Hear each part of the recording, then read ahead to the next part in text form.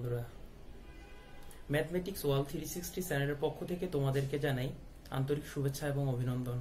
আজকের এই পর্বে আমি নবম দশম শ্রেণীর দশম অধ্যায়ের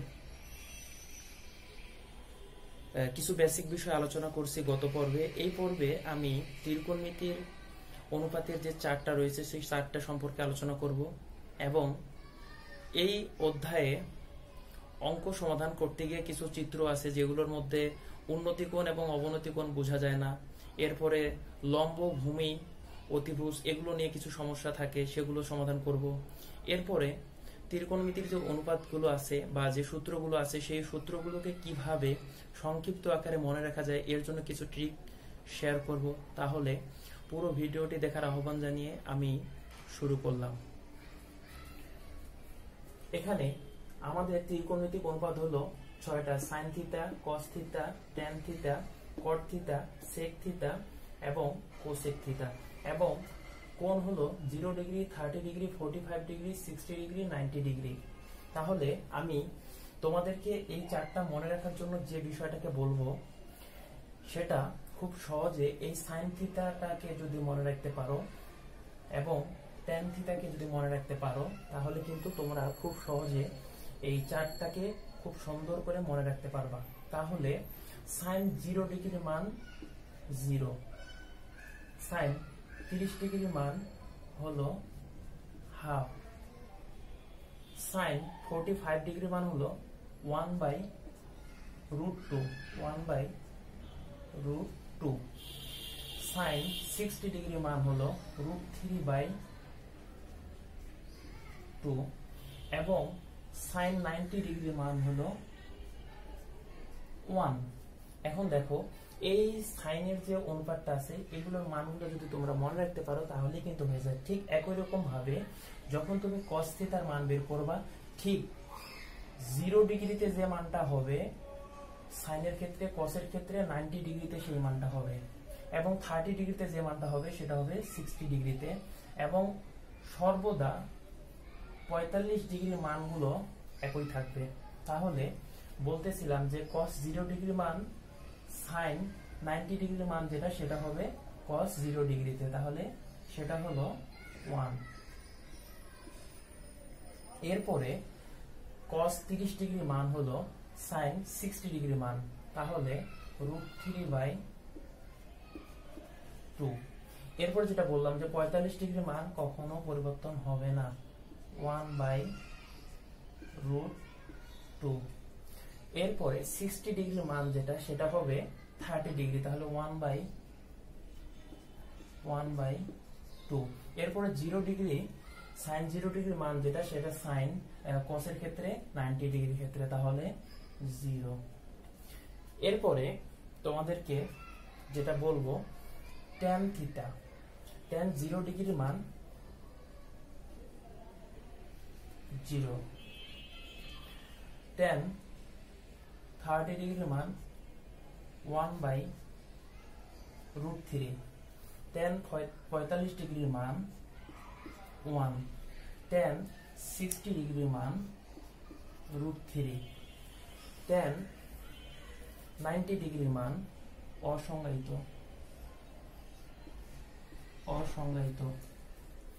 ঠিক একই রকম ভাবে আমরা সাইন এবং কসের ক্ষেত্রে যেটা করছি ঠিক এটার ক্ষেত্রে তাই উল্টা করব। তাহলে cot 0 ডিগ্রির মান অসংজ্ঞায়িত।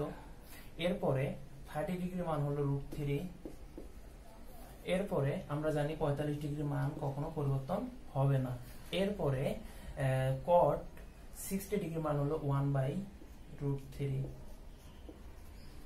এরপরে 0 ডিগ্রির মান, tan 0 ডিগ্রির মান যেটা, cot 90 ডিগ্রির মান সেটা।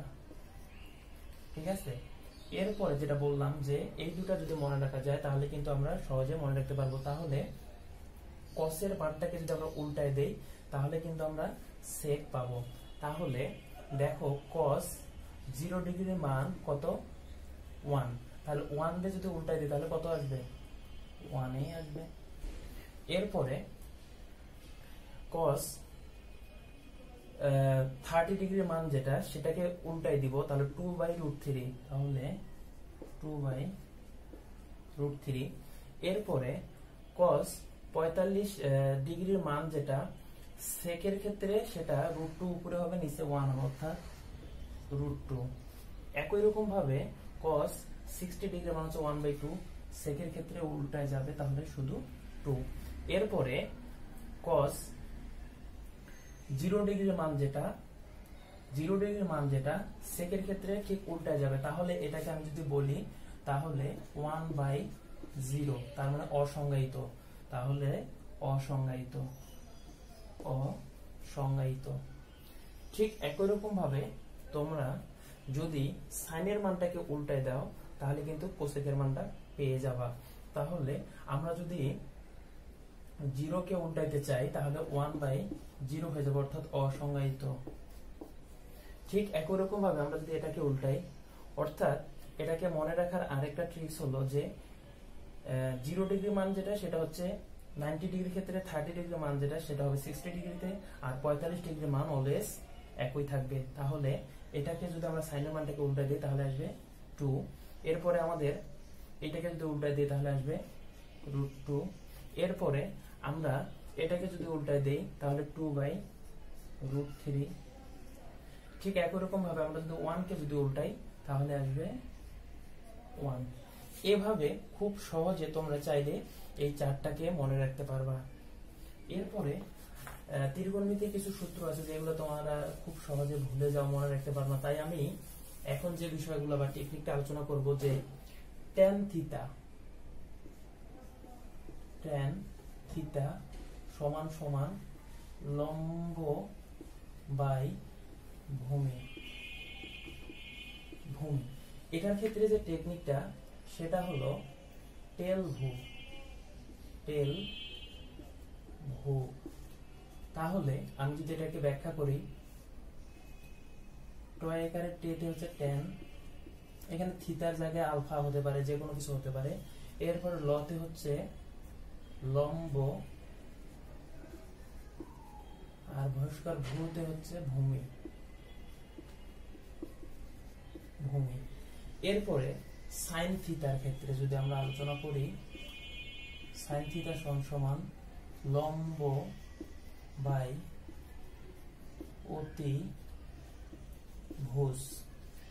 তাহলে সাইন থিতার ক্ষেত্রে যে টেকনিকটা সেটি হলো শাল ও সাথে হলো সাইন থিতা, লতে হলো লম্ব, অতে হলো অতিভুজ। ঠিক আছে, এরপরে আমাদের tan থিটা sin থিটা হয়ে গেল। এরপরে আমরা cos থিটার ক্ষেত্রে শিখবো। তাহলে আমি এটাকে মুছে ফেলি। cos থিটা আমরা জানি cos থিটা সমান সমান ভূমি বাই অতিভুজ। এটার ক্ষেত্রে যে সূত্রটা সেটা হলো বা টেকনিকটা সেটি হলো কভুও। কতে হলো cos থিটা, ভূতে হলো ভূমি, আর অতে হলো অতিভুজ।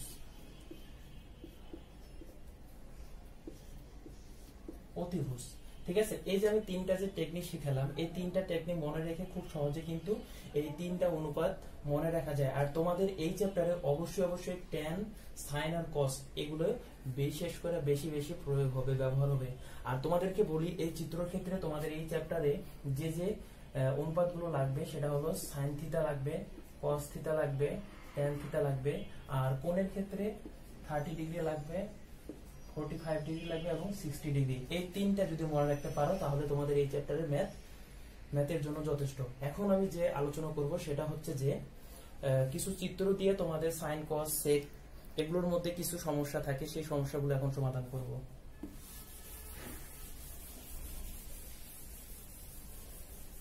সহজ করে এখন যে চিত্রটা আঁকতেছি সেটি হলো, সাপোজ আমি এখানে একটা চিত্র অঙ্কন করলাম। এই চিত্রটা আমি এটাকে সমকোণ, কারণ এটা 90 ডিগ্রি, এই কারণে এটা সমকোণ। আর থিটা সাপোজ আমি এটাকে ধরলাম, এটা হচ্ছে থিটা। তোমাদের ম্যাক্সিমাম সময় লম্ব, ভূমি এবং অতিভুজ এগুলোর মধ্যে সমস্যা হয়, তাই বলবো যে সমকোণের বিপরীত বাহু অলওয়েজ অতিভুজ। সমকোণের বিপরীত বাহু অলওয়েজ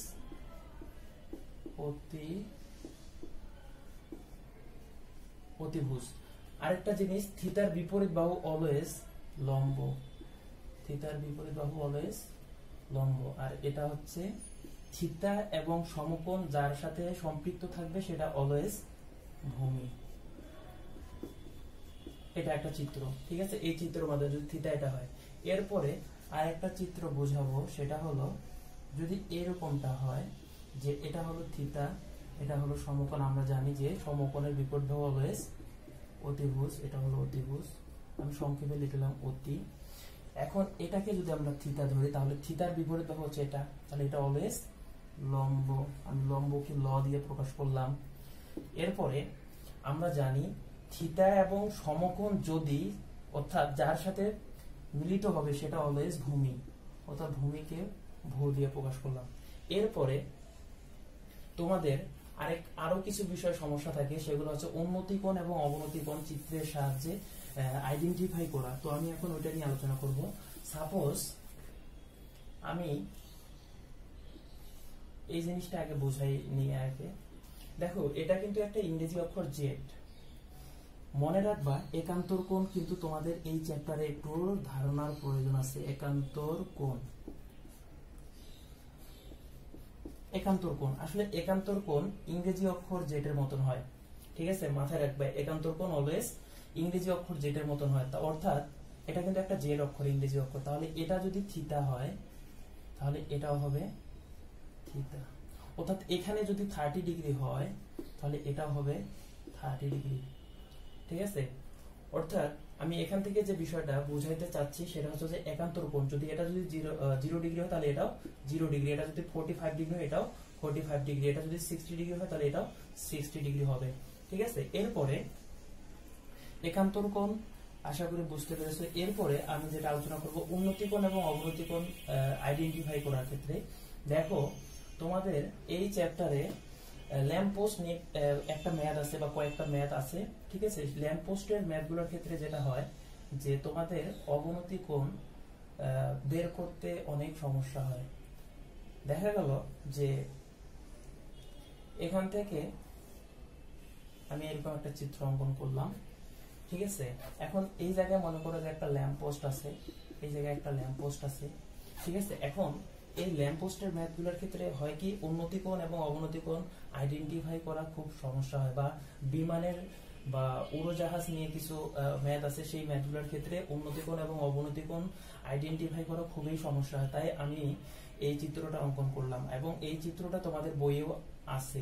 তাই এটার ক্ষেত্রে অবশ্যই মনে রাখবা যে যদি আমরা ল্যাম্প পোস্টের কথা চিন্তা করতেছি তাহলে এটা হবে আমাদের অবনতি কোণ। এটা যদি আমরা থিতা ধরি তাহলে এটা অবনতি কোণ। তাহলে এটা যদি থিতা হয় তাহলে আমাদের এই কোণটাও থিতা হবে। অর্থাৎ এটা যদি আমাদের 30 ডিগ্রি হয় তাহলে এটাও 30 ডিগ্রি হবে।